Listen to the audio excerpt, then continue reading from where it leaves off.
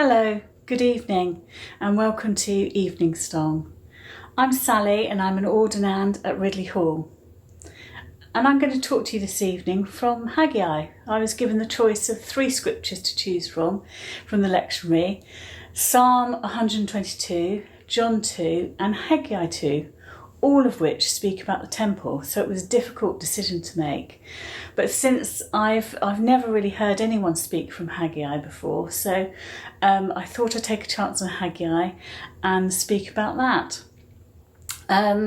So I'm going to speak about the temple, and Haggai is found in the last books of the Old Testament. And as I said, I've really never heard many people speak from Haggai.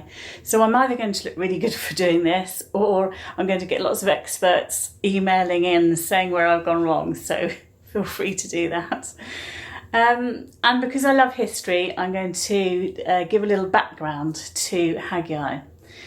So I'm going to set the scene. It was in the year 587, nearly 70 years before Haggai's ministry. Jerusalem fell to the Babylonian Empire. Its city, the great temple, was destroyed, and the Jews were sent to Babylon, which is in modern-day Iraq. They were in exile. And for the Jewish nation, the fall of the empire was earth-shattering. The temple was the centre of their world. It was where God lived, and it was all gone. They were now at the mercy of their enemies, living in a foreign land, and with foreign gods and under their rule. But they did come back. Gradually, they came back to Jerusalem. And by this time, when Haggai is speaking, in 520 BC, he writes to those who have returned. And they've already started to rebuild the temple, but they've given up. And Haggai has been asked by God to remind them of their responsibilities and remind them of their priorities. Not many of this generation had seen the original temple, Solomon's temple, as it was built over 70 years ago. We could imagine, this is only from my imagination, that apathy had set in. And perhaps people were saying, why are we going to even bother building this temple? Because we've been without one for so long. And what we are building could be rubbish in comparison to the old temple. As I said, that's just my musings of what could have been going on in the background for Haggai to write in this way, for God to be asking Haggai to speak up. So in verse 4, it says, "Take courage, all of you, people of the land, says the Lord. Work, for I am with you, says the Lord of hosts."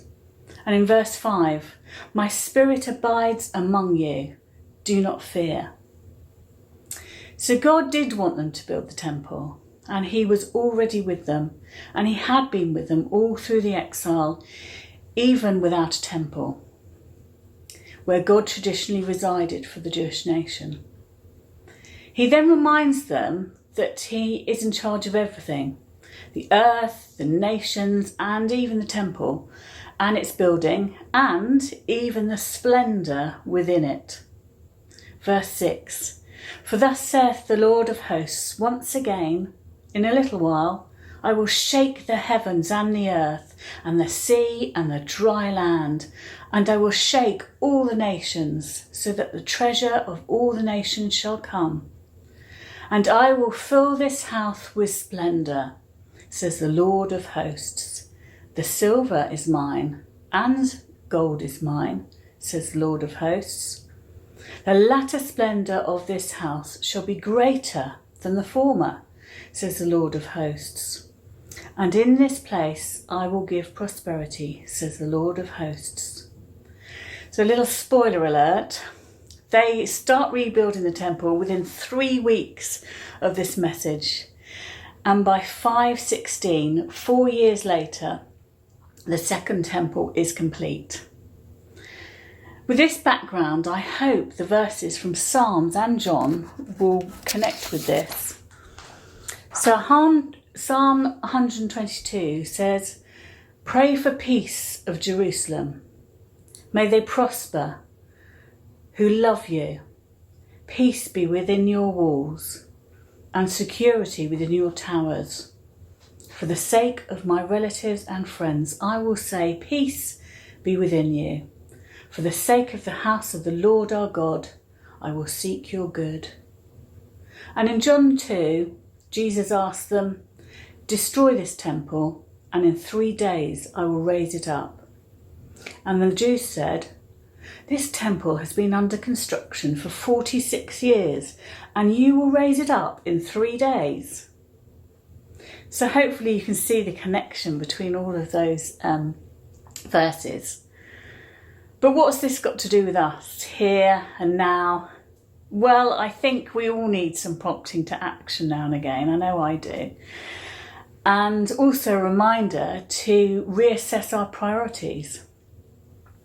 God, within this time of this pandemic, has given us some of us a big shove to think about our priorities. And at the time, we may need to reassess how to be the people of God, much like the Jewish nation.